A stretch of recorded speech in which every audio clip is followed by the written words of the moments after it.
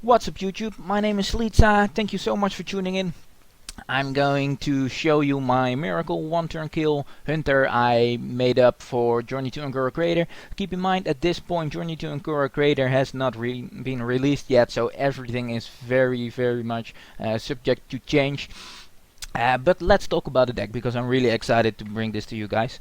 When the Hunter quest got released, I thought, man, Hunter's gonna play a lot of tokens to get the quest done, and what obviously synergizes very well with tokens are hyenas and the Tundra Rhinos.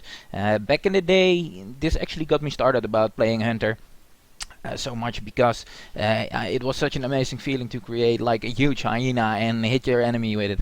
And I think the Hunter quest actually supplements it very well. So the general game plan with this deck is to complete the quest as soon as possible and dig for a rhino, and then you can do a bunch of combos.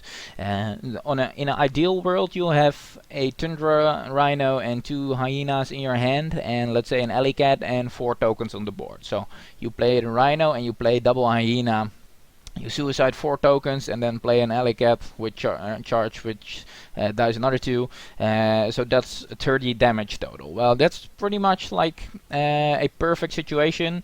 But the Rhino is so strong because when you get the quest done, you get this. You get 15 Raptors.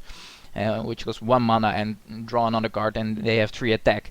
So with just a Rhino and 5 Raptors, that's 17 damage. When you just play Rhino and Queen Carnassa, you get from the crest that's like 10 damage. And this is all out of the blue, you know. So that doesn't even include any minions you already have on the board. So it has a lot of burst potential. I'm still trying to figure out how I'll have to play it. Like what will be the perfect time to go for a huge swing turn with hyenas. Basically similar to Miracle Rogue, where you sometimes have to decide to go for an early Edwin Van Cleef, which isn't humongous, but will get you enough tempo to win the game. So I think this will be a deck with pretty much a pretty high skill cap, and I think a lot of seasoned Hunter players will enjoy it a lot. So let's talk about what I actually put in it. As you can see here, the curve is quite low. It says 14 1-drops. Not really true because I have a tracking in there and the quest is also in there. So I'm running 12 drops. First one is the Alleycat. Obviously creates 2 tokens to suicide for the hyena, which is very good. And it's nice that it creates 2 bodies, which really helps with Houndmaster synergy and stuff like that. Also, some people have been talking a lot about putting fireflies in a hunter deck in order to get the quest done, but I think that really makes your hyena combo even more consistent. It is already a combo, but if you have elementals, it doesn't buff up your hyena. So I think it might have some place in some hunter decks, but I didn't like it enough to include it. So I got 2 Alleycats in there. Emerald Hive Queen, 2 copies of it, and this is just a really good tempo card because the reason I included this is because we are likely falling behind. Like you have Pirate Warrior will still be around, and you have like all these tempo decks which doesn't start with the quest or just start dropping big minions, big beefy minions, and then we are turn 1 playing the quest, and then turn 2 playing 2 1-drops, and turn 3 playing more 1-drops. I think having a 2/3 body for 1 mana is a really good deal. Really makes up for the lack of early power on the minions we play. Because think of it, you play the quest on turn 1, and then on turn 2 you play another 1-drop and this guy, and on turn 3 you can. This is the reason I included Animal Companions, because that's a spell, so you can still do that. Or you can play like a Grievous Bite that will help with early board control as well. So I think Emerald Hive Queen will be really good to get a hold of the board. So that's why I included it. Fury Bat as well.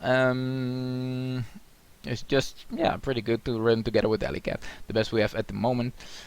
Jeweled Macaw is pretty much like the old web spinner, but with a battle cry instead of a death rattle, so that's even better. Keep in mind you can actually get 1-drops out of this. And I think this will be really fun to spice things up. I mean, you'll get random beasts, so occasionally you'll get like King Crush or whatever out of it, and that will be really fun to play. Raptor Hatchling, I included this one because it actually shuffles another 4/3 Raptor into your deck. And the great thing about it is that that is a 1 mana card as well, so that counts towards completing the quest, which is pretty cool. So obviously I completed the quest, or I included the quest. I included 2 Timberwolves because we'll be running a lot of tokens, and buffing them up and giving them more attack will be really nice. This is also another reason to not go too big on the elementals, because the elementals won't get buffed by Timberwolf. And I included a tracking mainly to dig for either an hyena or a rhino, or whichever you're lacking. You can occasionally dig for a 1-drop as well, if you need like one more 1-drop to complete the quest, which could be good, but situational. Maybe it's good to do on turn 4, so you can play Karnasa, the Broodmother, on turn 5, but usually you'll be digging for your combo pieces with this card. So Crackling Razormaw is just a pretty good beast.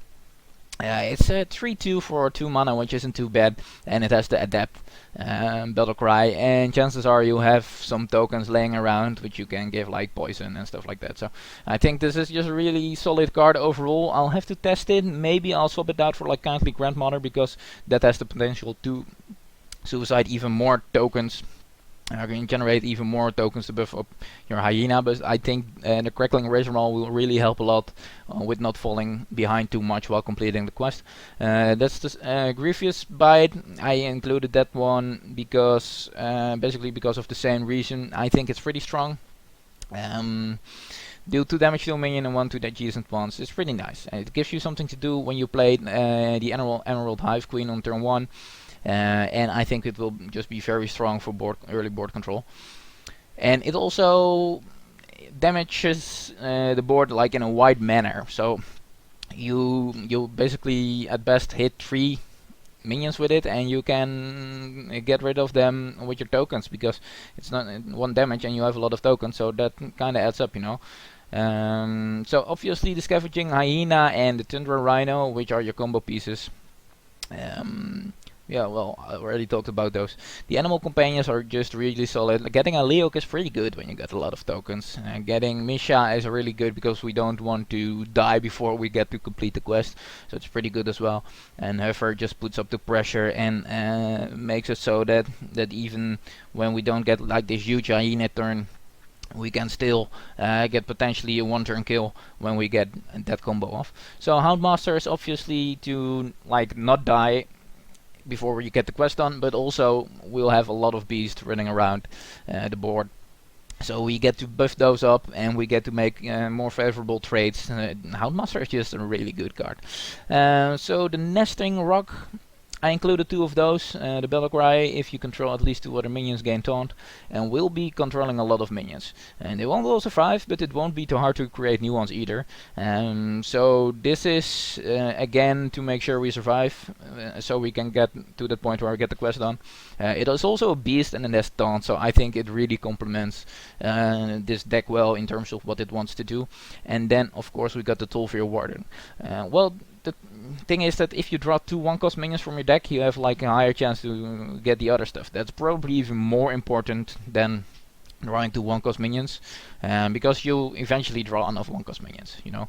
But this basically takes them out of your deck, so you'll start seeing like animal companions and Tundra Rhinos more. So it thins the deck, and I think this is really stable to get the quest done. So obviously we can't playtest this yet because Journey to Angora Crater isn't live yet. Make sure to subscribe to my YouTube channel, because I will be playtesting this and giving a feedback on my own deck a lot. There's a lot of things to actually test out, like the amount of 1-drops we're running. Maybe we want to swap out stuff like Grievous Bite or Crackling Razormaw and put even more Death Rattle minions in, just like Kindly Grandmother and Infested Wolves and stuff like that, in order to have even more synergy with Hyena and the Scavenging Hyena. But I feel like we don't want to go all in on that strategy. But there will be a lot of stuff to test out. Also, a few notable exclusions are Hunter's Mark. We do run a lot of tokens, and it's pretty efficient to use Hunter's Mark together with a lot of tokens. But I feel like what we want to do is just slam minions into their minions and tokens into their tokens, and actually our main strategy is our tokens will be dying while we have this hyena on the board. So I'm not sure if it will be needed. It will be a bit meta dependent. We have like other removal like Deadly Shot. So that's just something we'll have to figure out when Journey to Ungor Crater hits live. There's also a lot of talk about Hammett Jungle Hunter, which is the... let me look that up and get it on the screen. Ultrasaur. There it is. Hammett Jungle Hunter, and this destroys all cards in your cost 3 or less. So that's something, if I'm getting this out of a pack, I'll be probably test it out. I'm not sure if I'm gonna craft it right away, but just imagine you don't have the Nesting Crocs and the Tol'Vir Wardens. When you play this, you're guaranteed to draw a Tundra Rhino next turn.